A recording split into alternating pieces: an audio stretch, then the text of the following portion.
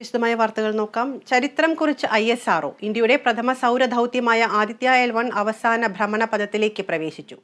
ആദിത്യ ലക്ഷ്യസ്ഥാനത്തെത്തിയത് 128 ദിവസത്തെ യാത്രയ്ക്ക് ശേഷം മറ്റൊരു നാഴികക്കല്ല് പിന്നിട്ടെന്ന് പ്രധാനമന്ത്രി.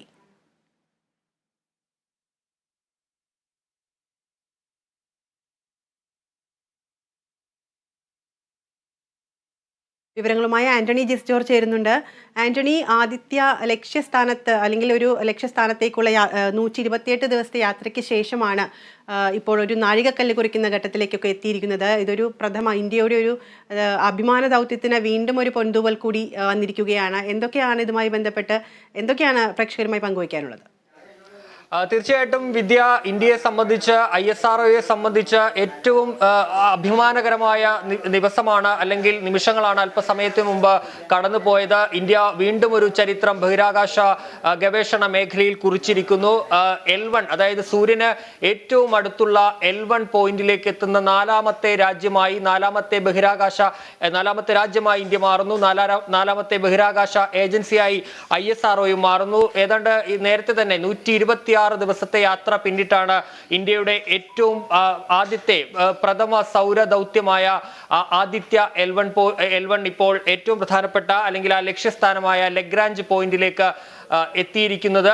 ലഗ്രാഞ്ച് പോയിന്റിലെ ഹാലോ ഓർബിറ്റിൽ 4 മണിക്കും 4:30ക്കും ഇടയിലുള്ള സമയത്താണ് ഈ ആദിത്യ L1 ഉപഗ്രഹത്തെ സ്ഥാപിച്ചത്, അവിടെ എത്തിച്ചത്. ആ സമയത്ത് 217 സെക്കൻഡോളം ആദിത്യ L1ലെ എഞ്ചിനുകൾ, ത്രസ്റ്ററുകൾ പ്രവർത്തിപ്പിച്ചാണ് ഈ ദൗത്യത്തിലേക്ക് എത്തിയത്. ഏതായാലും ഇന്ത്യയെ സംബന്ധിച്ച് ഏറ്റവും പ്രധാനപ്പെട്ട ഒരു ദൗത്യം തന്നെയാണ്. നമുക്കറിയാം, ഈ സൂര്യനെ സംബന്ധിച്ചുള്ള രഹസ്യങ്ങൾ എന്നും രഹസ്യങ്ങളായി തന്നെ തുടരുന്ന ഒരു സാഹചര്യമുണ്ട്. അതിനെക്കുറിച്ചുള്ള പഠനങ്ങൾക്കാണ് ആദിത്യ L1 എന്ന ദൗത്യവുമായി ISRO രംഗത്തേക്ക് എത്തിയത്. അങ്ങനെ സെപ്റ്റംബർ 2-നാണ് ഈ പേടകം വിക്ഷേപിക്കുന്നത്. അങ്ങനെ വിവിധ തലങ്ങളിലായി വിവിധ തരത്തിൽ ഈ ബഹിരാകാശത്തെ ഈ ഭ്രമണപഥം ഈ ആദിത്യ L1നെ ഉയർത്തിയാണ് 126 ദിവസത്തിന് ശേഷം ഇന്ന് ഈ L1 പോയിന്റ് എന്ന ലക്ഷ്യസ്ഥാനത്തേക്ക് എത്തിയിരിക്കുന്നത്.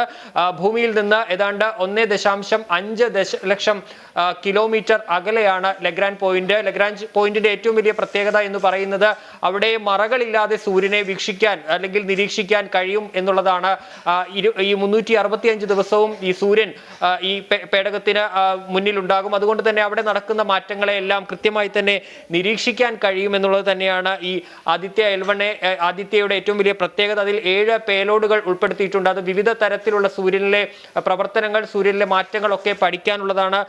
സൂര്യനിലെ കൊറോണയെ സംബന്ധിച്ചുള്ള പഠനമാണ് ഏറ്റവും പ്രധാനപ്പെട്ടത്. അതുപോലെ തന്നെ സൂര്യനിലുണ്ടാകുന്ന ചില വിസ്ഫോടനങ്ങൾ, അങ്ങനെ വിവിധ കാര്യങ്ങളെ കുറിച്ച് പഠിക്കാനുള്ള 7 പേലോഡുകളുണ്ട്. അതിലും അഭിമാനകരമായ കാര്യമെന്ന് പറയുന്നത് ഈ 7 പേലോഡുകളും വികസിപ്പിച്ചിരിക്കുന്നത് ഇന്ത്യയിൽ നിന്നുള്ള തദ്ദേശീയമായുള്ള ഏജൻസികൾ എന്ന പ്രത്യേകത കൂടിയുണ്ട്. യൂറോപ്യൻ സ്പേസ് ഏജൻസിയുടെ കൂടി സഹകരണത്തോടെയാണ് ഈ ആദിത്യ L1 ദൗത്യം ISRO നടപ്പാക്കിയത്. എങ്കിലും ഈ ഇന്ത്യ പൂർണ്ണമായും തദ്ദേശീയമായി വികസിപ്പിച്ച ഈ പേലോഡുകൾ അടക്കം ഉൾപ്പെടെ ഉള്ള ഒരു ദൗത്യമാണ് ആദിത്യ L1 എന്നുള്ളത്. 5 വർഷം ഇത് ഈ L1 പോയിന്റിൽ നിന്ന് സൂര്യനെ വീക്ഷിക്കും. അവിടെ നിന്നുള്ള വിവരങ്ങൾ ലോകത്തിന് നൽകും. നമുക്കറിയാം, ഈ നമ്മുടെ മാനവരാശിയുടെ അടക്കം നിലനിൽപ്പ് സൂര്യനെ ആശ്രയിച്ചാണ്. സൂര്യന് ചുറ്റുമുള്ള സൗരയുദ്ധത്തിലാണ് നമ്മളുള്ളത്. അതുകൊണ്ട് തന്നെ ഈ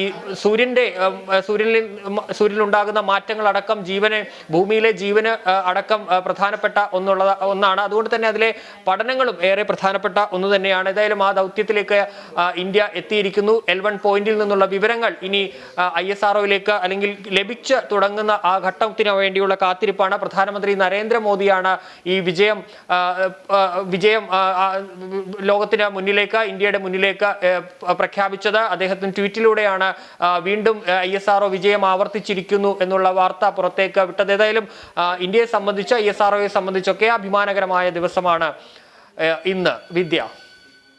ശരി ആന്റണി, വ്യക്തമാണ്. ചരിത്രം കുറിച്ച് ISRO ഇന്ത്യയുടെ പ്രഥമ സൗരദൗത്യമായ ആദിത്യ L1 അവസാന ഭ്രമണപഥത്തിലേക്ക് പ്രവേശിച്ചു. ആദിത്യ ലക്ഷ്യസ്ഥാനത്തെത്തിയത് 128 ദിവസത്തെ യാത്രയ്ക്ക് ശേഷമാണ്. വിവരങ്ങൾ നൽകിയത് ആന്റണി ജിസ് ജോർജാണ്. പത്തനംതിട്ട മൈലപ്രയിൽ വ്യാപാരിയെ കഴുത്തുഞ്ഞെരിച്ച് കൊലപ്പെടുത്തിയ സംഭവത്തിൽ പ്രതികൾ പിടിയിൽ. തമിഴ്നാട്